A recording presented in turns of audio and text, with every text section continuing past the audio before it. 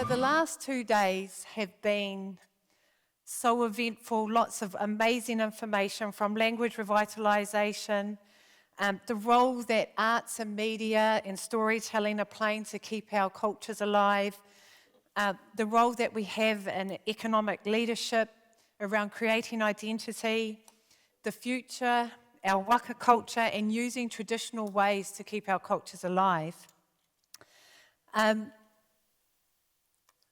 Our panel has already been on stage, so I'm not going to ask them to introduce themselves, but I would love for them to tell us the coolest thing about the work that they do. So, Vincent, over to you. What's the coolest thing about your work? Well, something that I think is really interesting about the type of work that I do, because there's such a breadth of different things that we do, creative outcomes that we produce at Māui, every day is really different. So one day I might be working on, some of our team was developing some cool animation stuff, or working alongside the film crew, capturing documentary content, or another crew doing some 2D platformer stuff, or even on a panel session all the way here in Dubai. Like every day is sort of something really different and interesting. Excellent. Mexico. Thanks, that's AlexAnna. Well, he kind of stole the thunder there. I was like, every single day I wake up and do something different, and I really need that. I can run to the school and teach all the ages Yupik language. I can run to my office, work on building a road, working on a dream project right now, which is our first community cultural center. I can work on tourism, food security, energy security, anything that I feel like that day. That's pretty amazing. Excellent. ShoShona, please, here. Well, I think my experience is really very similar in that being a musician calls me to travel to places like Dubai. And I love that part of it. But I think that the thing that I love most about what I've been doing recently, both through my art and through community organizing and activism, is, bringing together the ancestral things that we have been passed and kind of bringing that into this beautiful tension and balance with innovating in things that are coming next. So like making new things and doing things that haven't been done yet, or doing things in a new way. I'm finding that like really fruitful and inspiring in my work right now. It's amazing. So our work we do creates such amazing talent and leadership, thought leadership for our young to look up to. The one thing I love about this panel, being a discussion provocateur, is that I get to choose the topic. And I'm going to pick on a comment that was made this morning by our very own Ngāhiwi Tōmoana, as they were discussing leadership at the table. And he said that in order for us to be successful, the old need to learn from the young, and the young need to learn from the old. And with our diverse panel and our different industries, I just want to explore that statement.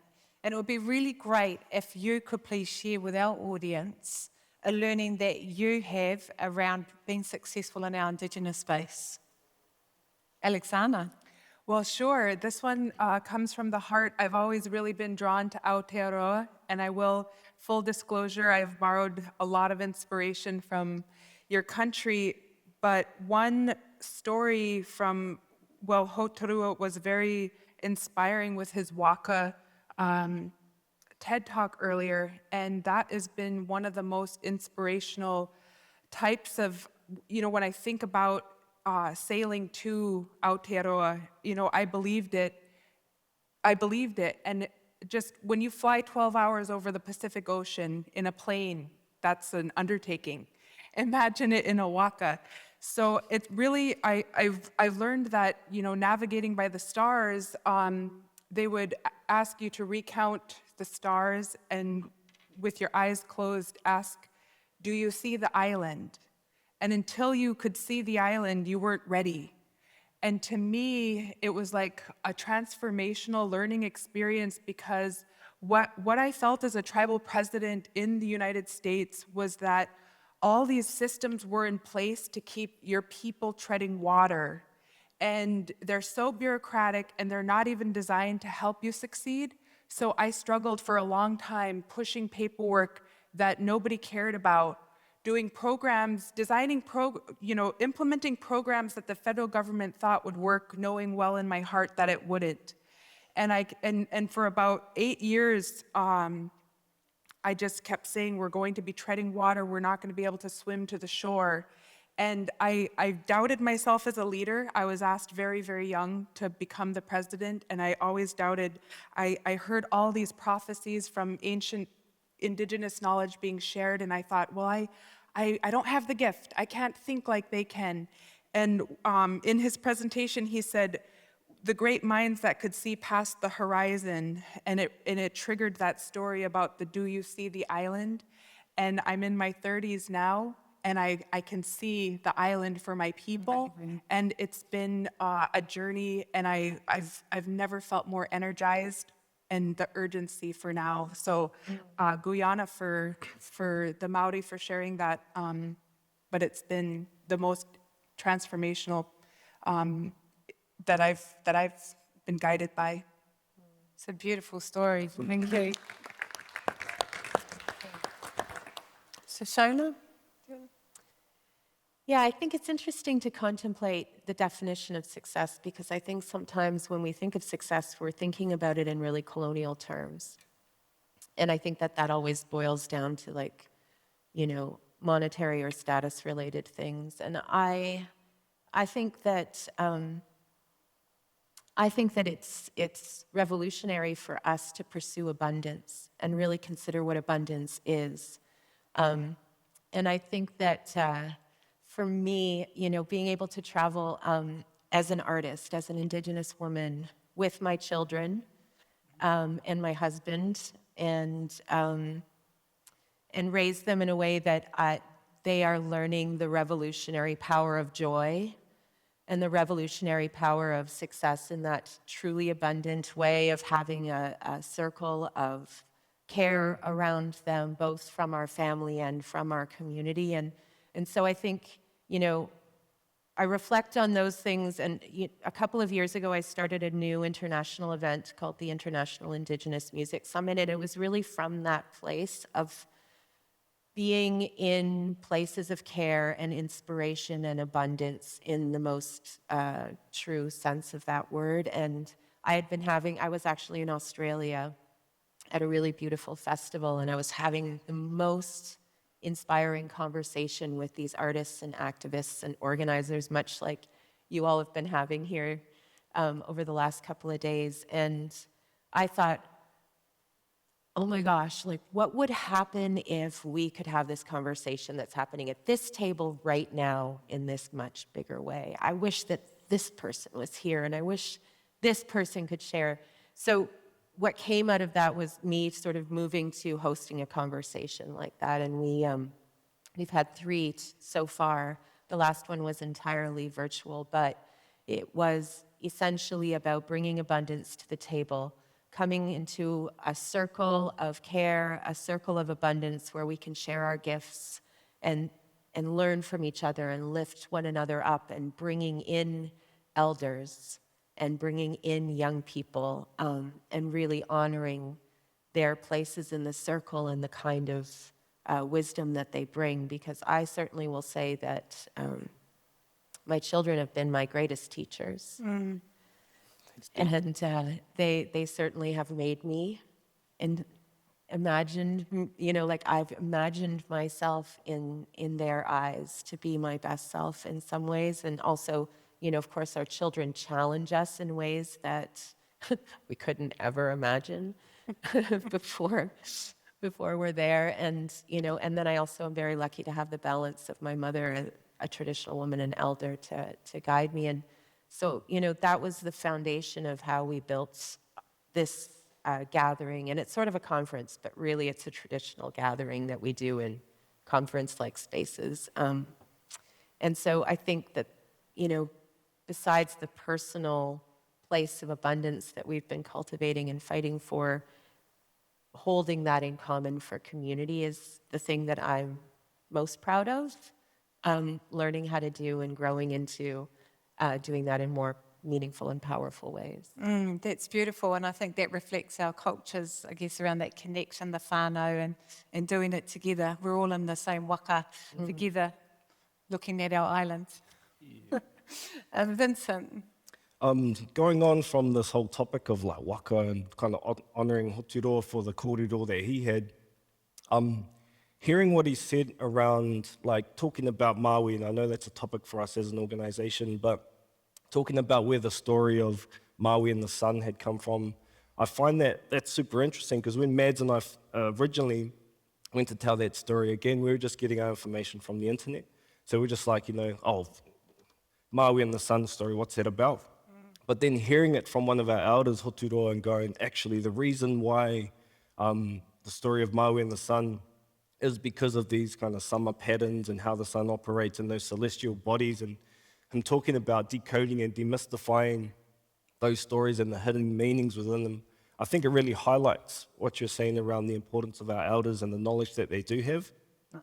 It's kind of difficult for me to come to terms with what you're saying around like, what can we learn from our elders and then what can our elders learn from us? Because I feel that, in terms of our journey and our experiences, like the younger generation, I'm not sure what I can give back to our elders, but I see so many new elders and role models and people from this event here at Te Aratini that I can now look up to and start to learn from. Like that's kind of where my focus is at the moment. I just want to keep learning from these people because they have so much to offer, and there's interesting things around like new atua with Hene Moa talking about Hene Ngaro and Hoturoa and the wakas and Ngāhiwi around this event. And there's just so many things to absorb and take on. But I think the main thing is that we always go back to the source of where those stories are coming from to get our knowledge and kind of build upon that as a strong foundation where we can keep that integrity and build upon solidly instead of kind of going about it in our immature ways at times. So I think that's something just to keep an eye on, and that's what I can really get from that question, yeah. That's excellent. And just so everyone knows, we did have a bit of a kōrero backstage around rangatahi, and I've clearly put Vincent in the camp of the rangatahi. And so just on there, we've got a couple of minutes left. Last question for us to quickly rush through.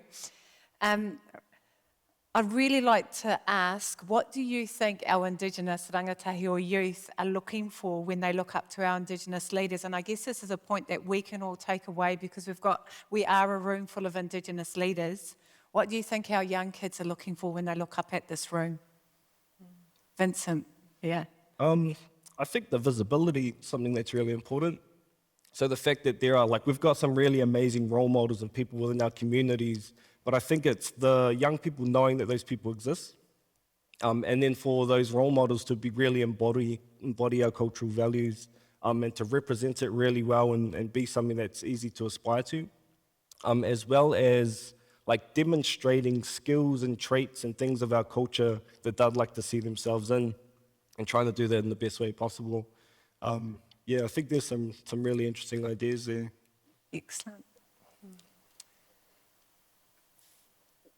I'm still kind of a young leader, but I've seen our young kids expect our leadership, our government, which is pretty not hierarchical, to support their ideas. So they had a brilliant idea to decolonize their diet, and they put us all on a 6-week native foods challenge. And so our leadership partook in it, and we were the healthiest we ever were, and we haven't.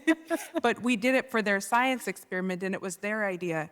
And the other thing is we support wherever in the world they want to go. They wanted to go to Aotearoa. We brought 30-some tribal members there and helped them fundraise. They wanted to go to Boston. They wanted to go to Washington, D.C. They wanted to go to lower 48 reservations. Everywhere we brought them, they love home the most. And so for a lot of rural Alaskan Native kids, they can't wait to get out of the village. The village is the land of nothingness. And so for our kids to be so young and have the drive to go elsewhere but want to come home, what it's resulted in is they are the strongest voices for protecting our lands and waters now. And when they stand up against development, then it gives me the voice to say our village says no because our youth, this isn't the future they see. So that's what I think they expect from leaders. Guyana. Yeah. Well, I think our young people expect courage because I think that that's a place that our young people are standing in themselves, and they need to see that kind of integrity of courage in our leadership. And I think really they also deserve to be able to trust their leadership And I think, right now there's a lot happening in the realm of trust because those who are stepping forward are under so much scrutiny. And I think that, we want our leaders to be both vulnerable and courageous. We want to see their truth, and that is what will help us build trust. So I think, I hope that we push back against this like hypercritical thing that we're doing right now on social media, because we need vulnerable, courageous, human leadership from our communities. And I think that that allows us to build relationships of integrity and trust with leadership. And our youth deserve to be able to trust the people that they are putting their faith in. It's wonderful. So there's our message for our room full of leaders today. Visibility, hearing strong voices, creating trust, and showing some vulnerability. So thank you very much to our amazing panel for sharing this kōrero, this conversation that we've had. It's amazing. A round of applause for our panel, please.